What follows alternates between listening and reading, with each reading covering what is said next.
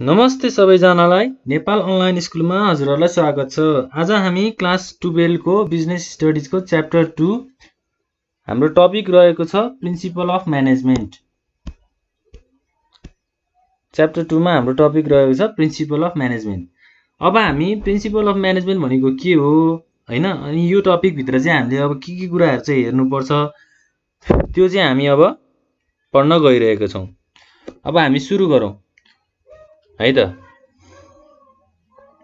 In modern business environment हैन, management has become very complex and difficult. के भन्छ त, अहिलेको मोडर्न बिजनेसहरुमा चाहिँ म्यानेजमेन्ट चाहिँ के भइरहेको छ त, एकदम कम्प्लेक्स हैन, डिफिकल्ट, गाह्रो भइरहेको छ। म्यानेजमेन्ट गर्न चाहिँ गाह्रो भइरहेको छ। Some suggestions and guidelines are needed which helps management so achieve the goals हैन। अब गाह्रो म्यानेजमेन्ट गर्न गाह्रो भइरहेको बेलामा चाहिँ हामीलाई के चाहिन्छ त, अब हामीलाई सजेसन्सहरु चाहिन्छ, गाइडलाइन्सहरु चाहिँ चाहिन्छ। So the principles of management are such guidelines which come to help the manager. म्यानेजरलाई चाहिँ अर्गनाइजेसनमा म्यानेज गर्नको लागि चाहिँ अब केले मद्दत गर्ने भयो त, अब प्रिन्सिपल्स अफ म्यानेजमेन्टले चाहिँ हामीलाई मद्दत गर्ने भयो हैन। यसले चाहिँ हामीलाई गाइडलाइन्सहरु चाहिँ दिने भयो। अब हाम्रो गाइडलाइन्सहरु चाहिँ के छ त, हामी त्योतिर जाउँ है त। प्रिन्सिपल अफ म्यानेजमेन्ट भनेको चाहिँ एउटा गाइडलाइन्स दिने हैन, गाइडलाइन्सहरु प्रोभाइड गर्ने हैन। जस्तै हाम्रो यहाँ यो पिक्चरबाट चाहिँ हामीले के फाइन्ड गर्न सक्छौं त, एउटा गाइडलाइन्स चाहिँ दिइरहेको छ हैन, एउटा इन्स्ट्रक्सन चाहिँ प्रोभाइड गरिरहेको छ भन्ने बुझिन्छ। अब प्रिन्सिपल भनेको चाहिँ के रहेछ त, A principle is a fundamental statement of truth that makes a cause and effect relationship between two or more than two variables हैन। प्रिन्सिपल भनेको चाहिँ के रहेछ त, एउटा फन्डामेन्टल स्टेटमेन्ट रहेछ हैन, एउटा फन्डामेन्टल स्टेटमेन्ट अफ ट्रुथ जसले चाहिँ के गर्छ त, एउटा रिलेसनशिप हैन, दुई वा दुई भन्दा बढी तत्त्वहरुलाई चाहिँ एउटा रिलेसन बनाउने काम चाहिँ गर्दो रहेछ। Management has its own set of principles. अब चाहिँ म्यानेजमेन्टको के छ त, एउटा आफ्नै प्रिन्सिपल्सहरु छ हैन, आफ्नै एउटा काम गर्ने शैलीहरु छ। The use of management effort to formulate the principles or theories of management हैन। अब म्यानेजमेन्टको चाहिँ युजहरु हैन, के फर्मुलेट गर्ने त, प्रिन्सिपल्स हैन, म्यानेजमेन्टको चाहिँ थ्योरीहरु चाहिँ फर्मुलेट गर्ने। अब हाम्रो म्यानेजमेन्टमा प्रिन्सिपल अफ म्यानेजमेन्टको चाहिँ हाम्रो अब फिचर्सहरु चाहिँ के छ त हैन। अब हामीले प्रिन्सिपल भनेको चाहिँ के हो हामीले हेर्यौं हैन, फन्डामेन्टल स्टेटमेन्टहरु रहेछ, अनि प्रिन्सिपल अफ म्यानेजमेन्टको कुराहरु पनि हामीले माथि गर्यौं। अब हामी प्रिन्सिपल अफ म्यानेजमेन्टको चाहिँ फिचर्सहरु हेरौं। सुरुमा हाम्रो के छ त, principle of management are universal भन्छ। Management principles are applicable to all kinds of organisation. Management principle चाहिँ कुन ठाउँमा एप्लिकेबल हुन्छ त, सबै खालको अर्गनाइजेसनहरुमा चाहिँ एप्लिकेबल हुन्छ। जस्तै बिजनेस एन्ड नन बिजनेस हैन, बिजनेस अर्गनाइजेसनहरुमा पनि हुने भयो, नन बिजनेस अर्गनाइजेसनहरुमा पनि हुने भयो। अलङ विथ दैट हैन, management principles are also applicable to all levels of management. त्यो बिजनेस र नन बिजनेस मात्रै नभइकन चाहिँ म्यानेजमेन्ट प्रिन्सिपल चाहिँ केमा पनि एप्लिकेबल हुन्छ त, सबै खालको लेभल्समा हैन। म्यानेजमेन्टको चाहिँ सबै खालको लेभलमा चाहिँ यो एप्लिकेबल हुन्छ हैन, युज हुन्छ। Every organisation must make best possible use by the use of management principles. के भन्छ त, सबै अर्गनाइजेसनहरुले चाहिँ म्यानेजमेन्ट प्रिन्सिपल्स चाहिँ युज गर्नुपर्छ, जसले के हेल्प गर्छ त, हामीलाई बेस्ट पोसिबल वे हैन, कामहरु एकदम पोसिबल बेस्ट सजेसनहरु, बेस्ट गाइडलाइन्सहरु चाहिँ दिन्छ। देयरफोर दे आर युनिभर्सल हैन। अब युनिभर्सल भनेको चाहिँ सबै ठाउँमा युज हुने भयो हैन, सबै ठाउँमा चाहिँ हाम्रो युज हुने भयो। त्यसपछि हाम्रो छ principle of management are flexible हैन, फ्लेक्सिबल पनि हुन्छ रे। Management principles are dynamic guidelines. Management principle चाहिँ कस्तो खालको गाइडलाइन्स हो त, डाइनामिक गाइडलाइन्स हैन, एन्ड नट स्ट्याटिक रुल्स। एउटा मात्रै हैन, अब त्यो डाइनामिक भनेको चाहिँ चेन्जिङ खालको चाहिँ गाइडलाइन्सहरु चाहिँ हुने। There is sufficient room for managerial decision, that is they can be modified as per the requirement of the situation हैन। डाइनामिक भन्नाले चाहिँ के हुन्छ त चेन्जेबल हैन, जुनसुकै सिचुएसन अनुसार चाहिँ हामीले त्यसलाई मोडिफाई गर्न सक्यौं, चेन्ज गर्न सक्यौं। त्यही भएर चाहिँ हाम्रो प्रिन्सिपल अफ म्यानेजमेन्ट चाहिँ फ्लेक्सिबल छ। त्यसपछि हाम्रो principle of management has a cause and effect relationship. Principle of management indicate cause and effect relationship between related variables हैन। They indicate what will be the consequences हैन। Consequences चाहिँ के हुन्छ भनेर इन्डिकेट गर्छ र त्यसको रिजल्ट पनि दिन्छ। Or result of certain actions हैन, कुनै कामको चाहिँ रिजल्टहरु चाहिँ देखाउने हैन, इफेक्टहरु चाहिँ आउने। जस्तै कुनै काम गर्दाखेरि कस्तो आउटपुट आउँछ भनेर चाहिँ एउटा इफेक्ट हैन, एउटा रिजल्ट चाहिँ तयार पार्ने काम चाहिँ गर्छ। त्यसपछि हाम्रो प्रिन्सिपल अफ म्यानेजमेन्ट नै छ हैन, aims at influencing human behaviour. Principle of म्यानेजमेन्टले चाहिँ के गर्छ त ह्युमन बिहेभियरलाई चाहिँ इन्फ्लुएन्स गर्ने काम चाहिँ गर्छ।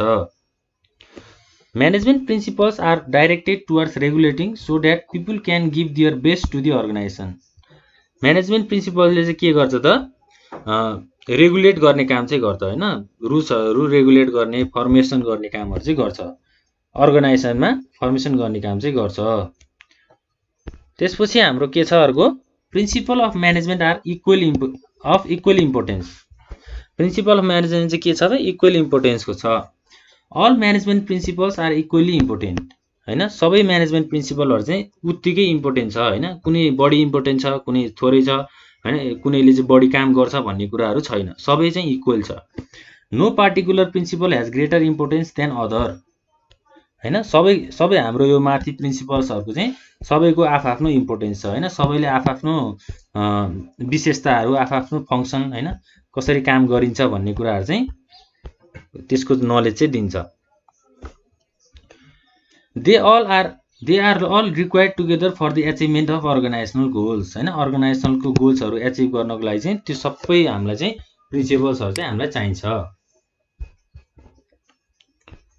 त्यसपछि हाम्रो अर्को के छ त अब topic, contribution of Taylor in scientific management हैन। अब एफडब्ल्यू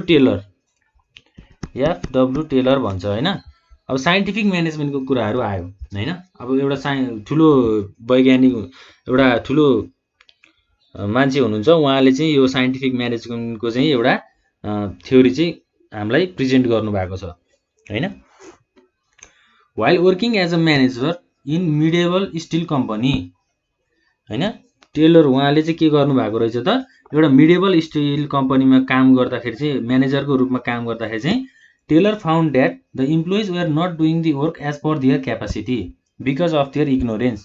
इम्प्लोइजहरुले चाहिँ के गरेका थिए रे त आफ्नो क्यापासिटी अनुसार चाहिँ आफ्नो त्यो काम चाहिँ नगर्ने हैन, आफ्नो हार्डवर्क चाहिँ नगर्ने, इग्नोरेन्स गर्ने काम चाहिँ गर्थे रे।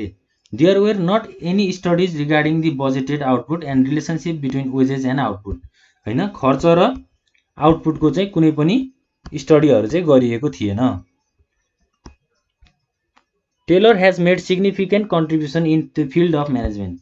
अब टेलरले चाहिँ उहाँले चाहिँ के गर्नुभयो त एउटा म्यानेजमेन्टको फिल्डमा चाहिँ एउटा सिग्निफिकेन्ट एउटा कन्ट्रिब्युसन चाहिँ गर्नुभयो। अब त्यो कन्ट्रिब्युसन चाहिँ उहाँले के गर्नु भएको रहेछ भनेर हामी अब हेर्न गइरहेको छौं।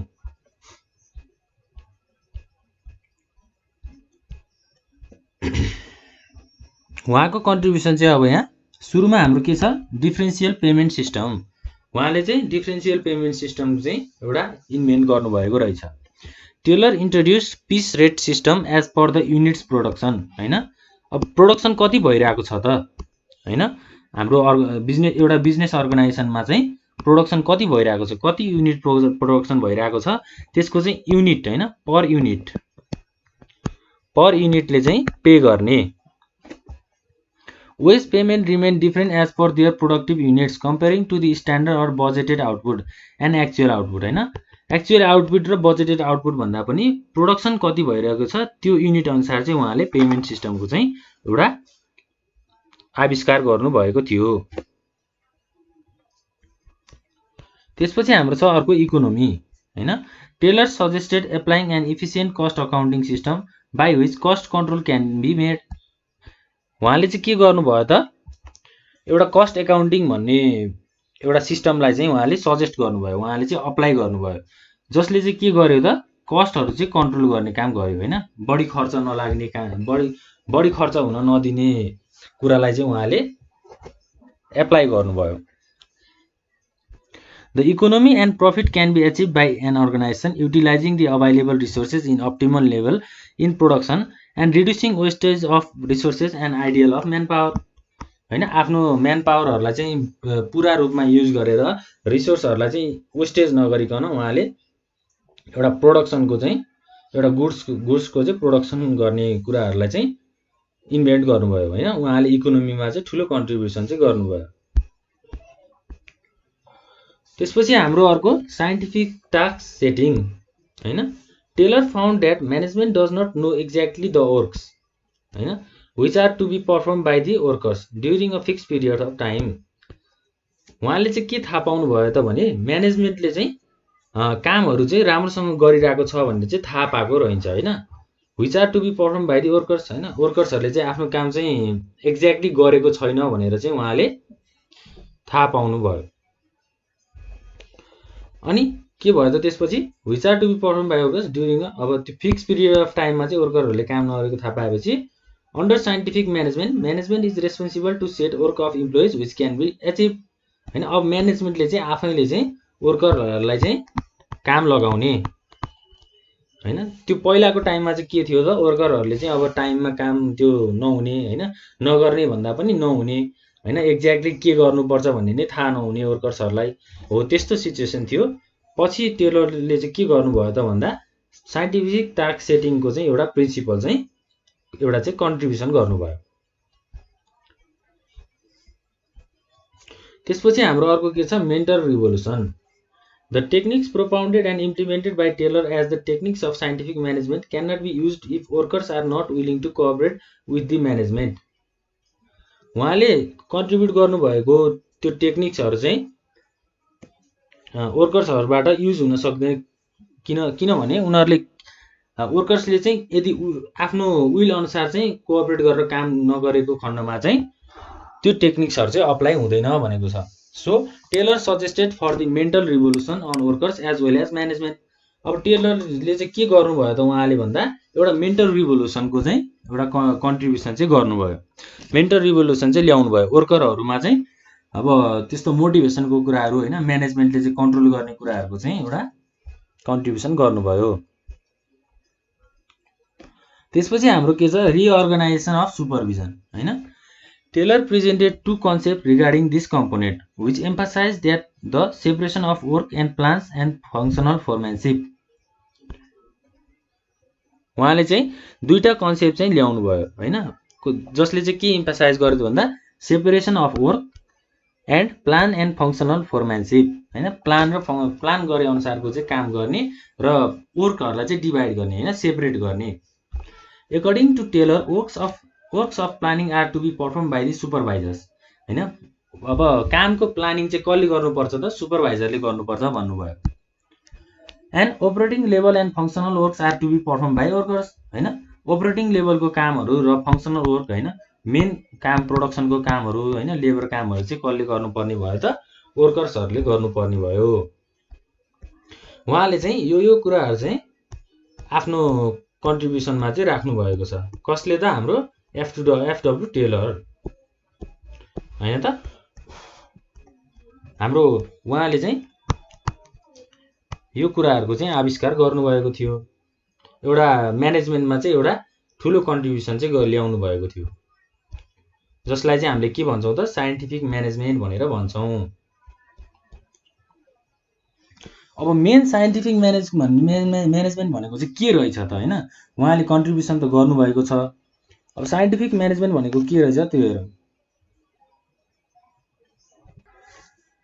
हैन। साइन्टिफिक म्यानेजमेन्ट भनेको चाहिँ अब के हो त, scientific management is an attitude and philosophy which discuss the traditional method of hit and miss, rule of thumb, trial and error of managing work and workers हैन। साइन्टिफिक म्यानेजमेन्टले चाहिँ एउटा के ल्यायो त नयाँ एटिट्युड हैन, फिलोसफी हैन, which discard the traditional methods हैन, पुरानो मेथडहरूलाई चाहिँ डिस्कार्ड गर्ने हैन, त्यसलाई चाहिँ बहिष्कार गर्ने हैन भन्छ, बहिष्कार गर्ने भन्छ। Traditional methods of hit and miss हैन, रुल अफ थम्ब भनेको चाहिँ यो काम मात्रै गर्नुपर्छ भनेर देखाउने हैन, ट्रायल एन्ड इरर यस्तो खालको एक्टिभिटिजहरूलाई चाहिँ उहाँले डिस्कार्ड गरिदिनु भयो हैन। It is concentrate in development and application of problem solving approach. Scientific management चाहिँ के कन्सन्ट्रेटेड रहेछ त, development and application of problem solving approach हैन, कसरी चाहिँ प्रब्लमहरूलाई चाहिँ सल्भ गर्ने, प्रब्लमहरूलाई चाहिँ कसरी सल्भ गर्ने भन्ने कुरा चाहिँ हाम्रो साइन्टिफिक म्यानेजमेन्टमा चाहिँ आउँछ। As such it includes research, investigation, experiment, collection of data, data analysis हैन, यस्तो कुराहरू चाहिँ साइन्टिफिक म्यानेजमेन्टमा चाहिँ इन्क्लुड भएको छ। The scientific method involves observation, measurement, experiment and interference to achieve goals in defined time हैन, सर्टेन टाइममा चाहिँ हामीले एउटा टाइम पिरियडमा चाहिँ यस्तो अब्जर्भेसन गरेर हैन, मेजरमेन्ट गरेर, एक्सपेरिमेन्ट गरेर हैन, रिसर्चहरू गरेर चाहिँ हामीले अर्गनाइजेसनको गोल्सलाई चाहिँ एचिभ गर्न सक्छौँ हैन, in a defined time. Scientific म्यानेजमेन्टले चाहिँ हामीलाई यस्तो खालको कुराहरू चाहिँ सिकाउँछ।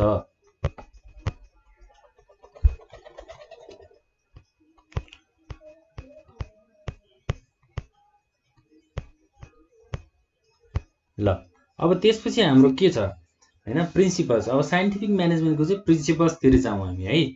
The principles of scientific management are discussed below. सुरुमा हाम्रो के छ त, science not rule of thumb. के भन्छ त अब यो भनेको चाहिँ के हो त है, त्यो हेरौँ। Scientific management requires the scientific study and analysis of each job in order to replace the old rule or rule of thumb हैन। साइन्टिफिक म्यानेजमेन्टले चाहिँ के गर्छ त, एउटा साइन्टिफिक स्टडी गर्छ हैन, एउटा एनालाइसिस गर्छ इच जबको हैन, एउटा पार्टिकुलर जबको चाहिँ एनालाइसिसहरू गर्छ in order to replace the old rule हैन, पुरानो रुलहरूलाई चाहिँ यसले हटाउँछ। The best way of doing work can be develop through scientific investigation. के भन्छ त, एउटा बेस्ट वे हैन, एउटा राम्रो बाटोबाट चाहिँ एउटा काम गर्नको लागि चाहिँ साइन्टिफिक इन्भेस्टिगेसन गरिन्छ। It consist of observation and analysis of each work हैन, हरेक कामको चाहिँ यसले अब्जर्भेसन गर्ने, एनालाइसिस गर्ने, determination of standard of work हैन, कस्तो खालको कामको कुन स्ट्यान्डर्ड हुनुपर्छ, and to ensure that work is to be done in best possible way हैन, राम्रो तरिकाबाट चाहिँ काम गर्न सकियोस्। Manager has to decide the matter on the basis of data and information. म्यानेजरले चाहिँ अब के को अन्तर्गतबाट चाहिँ डिसाइड गर्नुपर्छ त, डेटा र इन्फर्मेसनको माध्यमबाट चाहिँ उसले डिसाइड गर्नुपर्छ। के कुरा डिसाइड गर्नुपर्छ त, कसरी काम गर्ने भनेर चाहिँ उसले एउटा डिसिजन चाहिँ गर्नुपर्छ। त्यसपछि हाम्रो सेकेन्डमा के छ, harmony not discord. A group should work as a unit and contribute the maximum efforts हैन, हामीले चाहिँ एउटा ग्रुपमा काम गर्नुपर्छ। जस्तै हाम्रो 5 to 6 पर्सन्स चाहिँ एउटा ग्रुप बनाएर चाहिँ हामीले काम गर्नुपर्छ। Every organisation must have good relation and understanding or harmony among the groups हैन, गुड अन्डरस्ट्यान्डिङ, गुड रिलेसन चाहिँ हुनुपर्छ, एउटा हार्मोनी चाहिँ क्रिएट गर्नुपर्छ, so that they can achieve organisational objective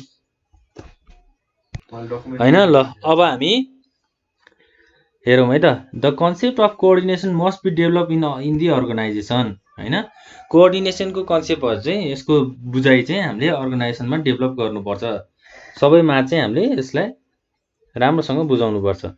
दस there must be close relation between management and workers. Management र वर्कर्ससँग चाहिँ राम्रो खालको रिलेसन चाहिँ हुनुपर्छ, टु एचिभ म्युचुअल अब्जेक्टिभ्स हैन, गोल, टु एचिभ गोल।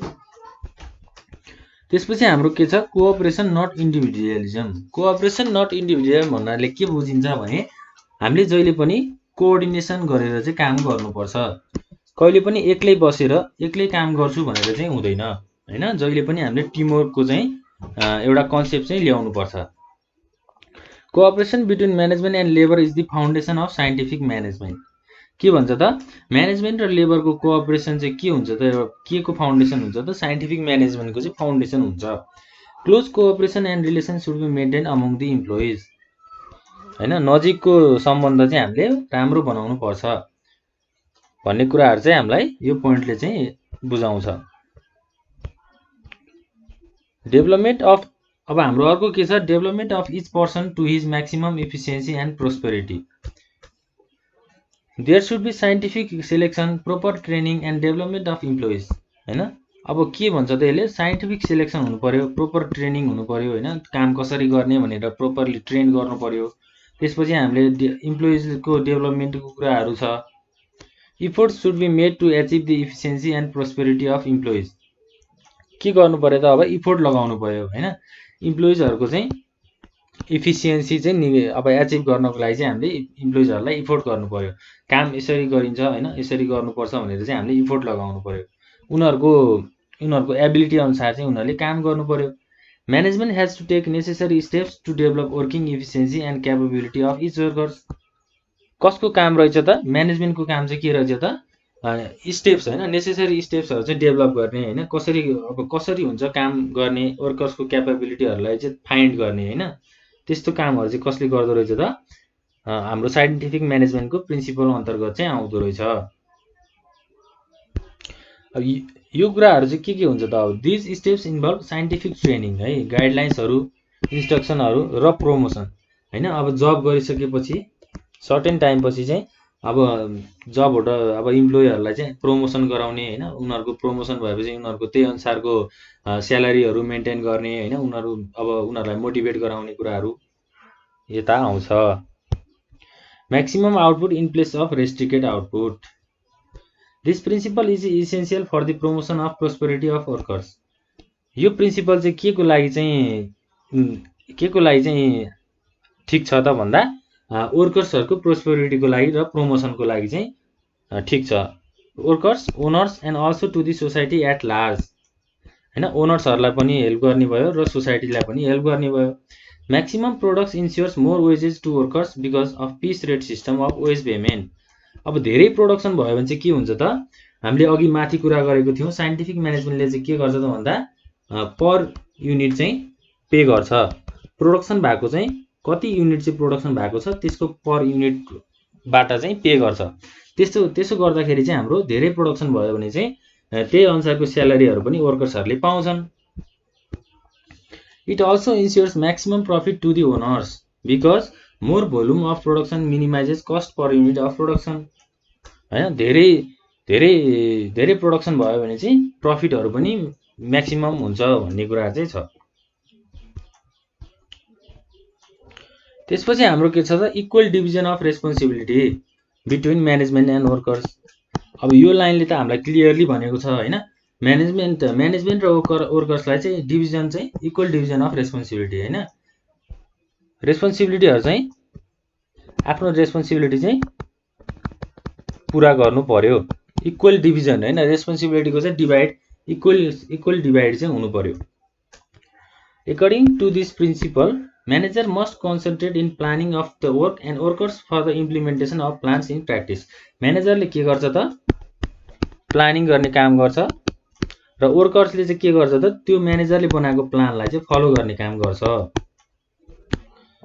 हैन। जसले गर्दा चाहिँ के हुन्छ त, इक्वल डिभिजन अफ रेस्पोन्सिबिलिटी। त्यसपछि हाम्रो छ mental revolution of both management and workers. उनीहरुलाई चाहिँ अब फ्रेन्डशिप, हैन, अब आफ्नो एउटा राम्रो रिलेसनको चाहिँ कुराहरु आउँछ। It is realised that no plan of management will succeed without planning management can not be succeed भन्छ, हैन। कुनै पनि म्यानेजमेन्ट वर्क गर्दाखेरि चाहिँ हामीले प्लान गरेनौं भने चाहिँ त्यो म्यानेजमेन्ट चाहिँ सक्सेस हुँदैन unless there is a feeling that they have to work hard, हैन। अब प्लान नगरिकन म्यानेजमेन्ट गरेको छ भने चाहिँ एकदमै हार्ड वर्क चाहिँ गर्नुपर्छ भन्छ। Thus, it is essential to maintain best friendship and firm relationship between both parts. के भन्छ त, अब यदि प्लानिङ नगरिकन म्यानेजमेन्ट गर्यो भने चाहिँ प्लानिङ नगरिकन र हार्डवर्क नगरिकन म्यानेजमेन्ट प्रोसेस अगाडि बढायो भने चाहिँ सम्भव हुँदैन, हैन, राम्रोसँग चाहिँ चल्न सक्दैन। त्यही भएर चाहिँ म्यानेजमेन्ट र वर्करसँग चाहिँ एउटा राम्रो रिलेसन चाहिँ फ्रेन्डशिप जस्तो रिलेसन चाहिँ मेन्टेन गर्नुपर्छ भनेर भन्छ। ल, अब हाम्रो साइन्टिफिक म्यानेजमेन्टको प्रिन्सिपल्सहरु पनि हाम्रो सकिएको छ। है त। त्यसपछि हामी जान्छौँ अब principal of management introduce by Henry Fayol. अब हामीले माथि कसको पढेको थियौँ त, हामीले एफडब्ल्यू टेलरको चाहिँ हामीले प्रिन्सिपल्सहरू चाहिँ पढेको थियौँ। अब हामी कसको पढ्छौँ त, हेनरी फेयल। हेनरी फेयल भनेको चाहिँ को हो त, एउटा प्रिन्सिपल अफ म्यानेजमेन्टलाई चाहिँ एउटा छुट्टै डिफिनेसन दिने होइन, छुट्टै तरिकाबाट चाहिँ इन्ट्रोड्युस गर्ने व्यक्ति हो होइन, Henry Fayol.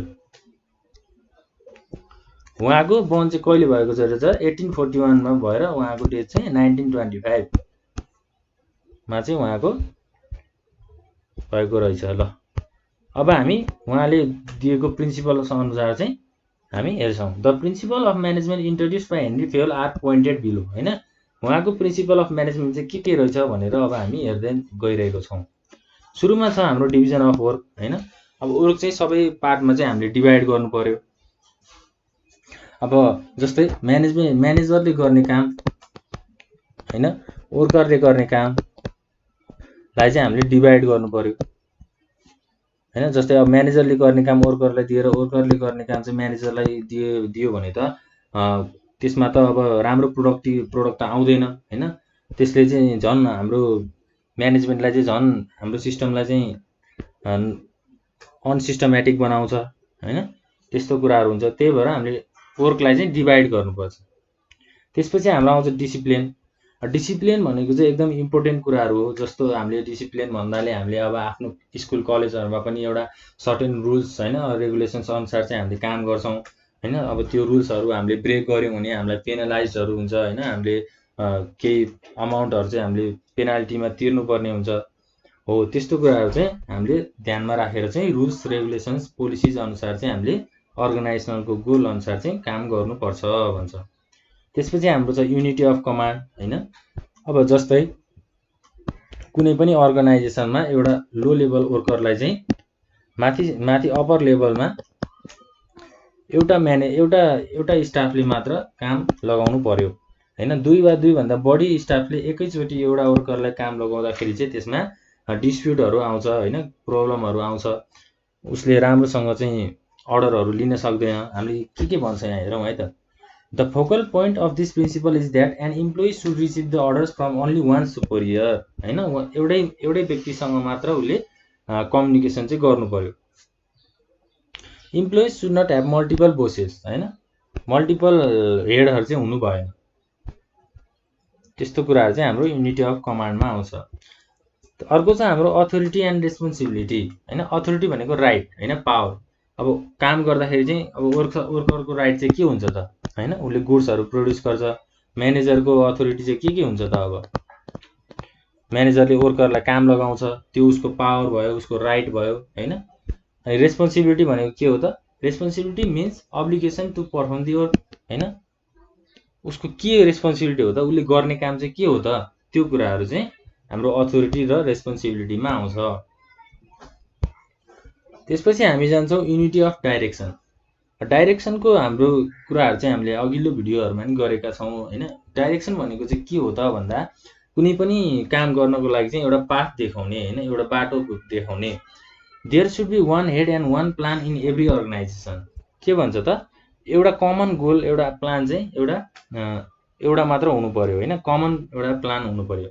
One department with two plans results in chaos and confusion among the department members होइन। एउटा डिपार्टमेन्टमा चाहिँ थरीको प्लानिङहरू गरियो भने चाहिँ त्यसमा चाहिँ कन्फ्युजनहरू चाहिँ क्रिएट हुन्छ। जस्तै एउटा काम गर्नको लागि एउटा प्लानिङ गरियो भने त्यसमा 2-3वटा प्लानिङ गरेर त्यसरी चाहिँ काम गर्दाखेरि चाहिँ हाम्रो कन्फ्युजनहरू चाहिँ आउन सक्छ। त्यही भएर हाम्रो प्रोपर डाइरेक्सनमा हामीले काम गर्नुपर्छ। For the achievement of defined objectives management prepares plan and appoints many staffs होइन। अब काम गर्नको लागि चाहिँ म्यानेजमेन्टले के गर्छ त, एउटा प्लान बनाउँछ र त्यो प्लान अनुसार चाहिँ उसले स्टाफहरू अपोइन्ट गर्छ। काम गर्नको लागि चाहिँ उसले स्टाफहरूलाई चाहिँ अपोइन्ट गर्छ। त्यसपछि हाम्रो अरू छुट्टै धेरै छन्। हाम्रो रिम्युनरेसन अफ पर्सनल भन्छ होइन, सेन्ट्रलाइजेसन भन्छ हाम्रो। त्यसपछि हाम्रो अर्डर छ, हाम्रो इक्विटीको कुराहरू छ यसमा होइन। अब यो के रहेछ हेरौँ है त। रिम्युनरेसन अफ पर्सनल भनेको चाहिँ के रहेछ त? Fayol emphasizes that the remuneration and methods of payment should be fair to motivate the employee होइन। इम्प्लोइहरूलाई चाहिँ एकदम फेयर पेमेन्ट चाहिँ गर्नु पर्यो होइन। जस्तो उनीहरूको जब पोजिसन अनुसार चाहिँ उनीहरूको काम अनुसार चाहिँ उनीहरूलाई राम्रो पे चाहिँ हुनु पर्यो। Exploitation of employee in any manner must be eliminated होइन। इम्प्लोइहरूलाई चाहिँ अब थोरै स्यालेरी दिने होइन, मोटिभेट नगर्ने यस्तो कामहरू चाहिँ हामीले गर्नु हुँदैन भनेर भन्छ। त्यसपछि हाम्रो अर्को के छ त? Centralization. Providing more role and importance to the subordinates is practised and in decentralization. Providing less role and importance to subordinates makes a process of centralization. के भन्छ त? सबअर्डिनेट्सहरूलाई चाहिँ लेस होइन, थोरै रोलहरू थोरै इम्पोर्टेन्स दियो भने चाहिँ हाम्रो सेन्ट्रलाइजेसन प्रोसेस चाहिँ हुन्छ।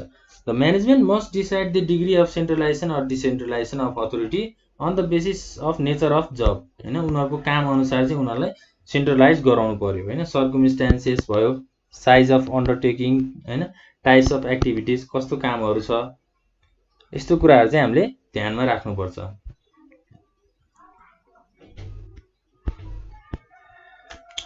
त्यसपछि हाम्रो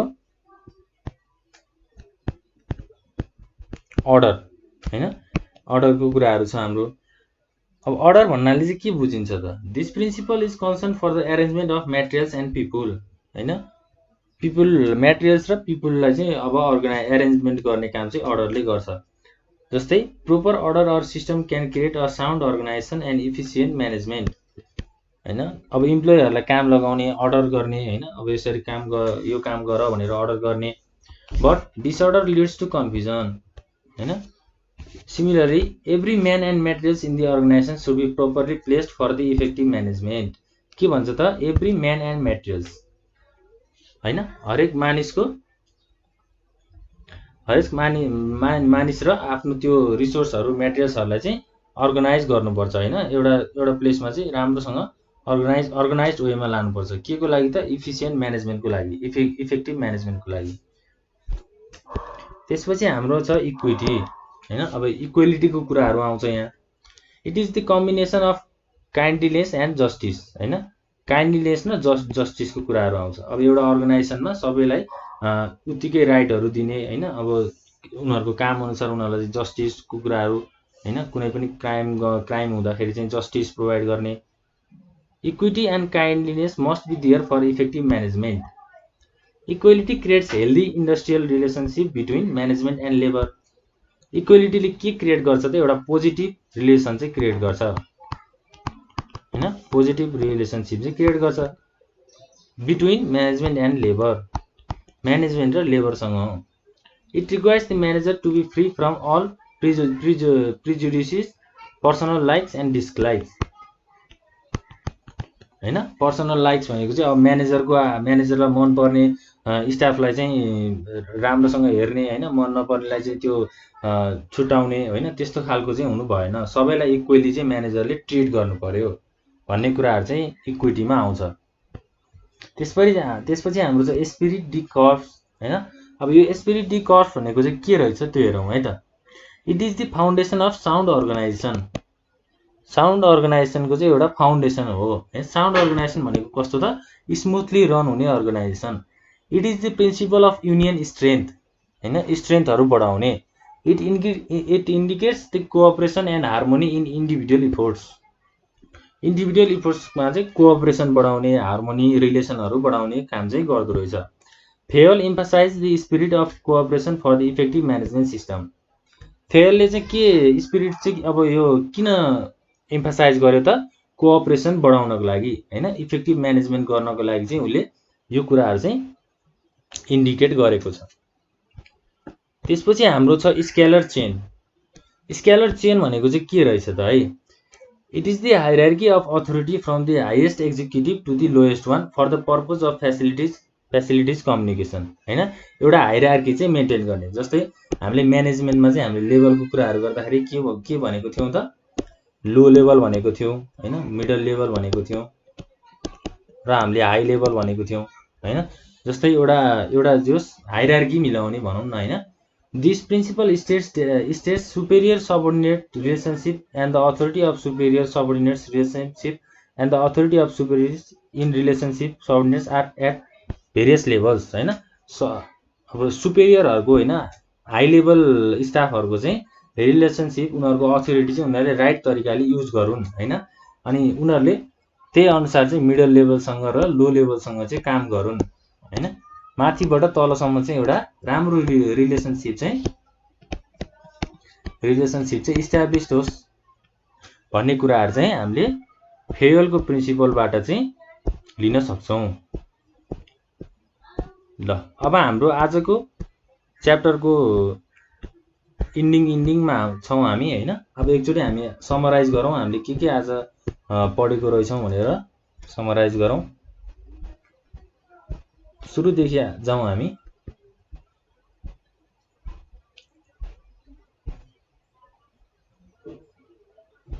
ल च्याप्टर 2 मा चाहिँ हामीले के हेर्यौं त प्रिन्सिपल अफ म्यानेजमेन्ट भनेको के हो हैन। त्यसपछि हामीले त्यसका फिचर्सहरु हेर्यौं, त्यसका प्रिन्सिपल्सहरु पनि हेर्यौं हैन। त्यसपछि हामीले कन्ट्रिब्युसन अफ टेलर हैन, एफडब्ल्यू टेलर उहाँको हाम्रो कन्ट्रिब्युसन साइन्टिफिक म्यानेजमेन्टमा चाहिँ उहाँको कन्ट्रिब्युसन हेर्यौं। साइन्टिफिक म्यानेजमेन्ट भनेको के हो हैन, उहाँले गर्नुभएको कन्ट्रिब्युसनका थुप्रै कन्ट्रिब्युसनहरु पनि हामीले हेर्यौं। त्यसपछि साइन्टिफिक म्यानेजमेन्ट भनेको के हो हैन, अनि साइन्टिफिक म्यानेजमेन्टका प्रिन्सिपल्सहरु, अनि हामीले हेनरी फेयल हैन, हेनरी फेयलका हामीले प्रिन्सिपल्सहरु पढ्यौं, उहाँका कन्ट्रिब्युसन्सहरु हैन, उहाँका थुप्रै प्रिन्सिपल्सहरु पनि हामीले हेर्यौं। ल आजको भिडियो चाहिँ हजुरहरुलाई कस्तो लागेको छ, यदि हजुरहरुले केही बुझ्नु भएको छैन भने कमेन्ट बक्समा कमेन्ट गरिदिनु होला हैन। अनि हाम्रो भिडियोलाई चाहिँ एकदमै साथीहरुमा चाहिँ शेयर गरिदिनु होला। आज यति भन्दै चाहिँ म यो भिडियोलाई यही इन्ड गर्छु। हस्त नमस्कार।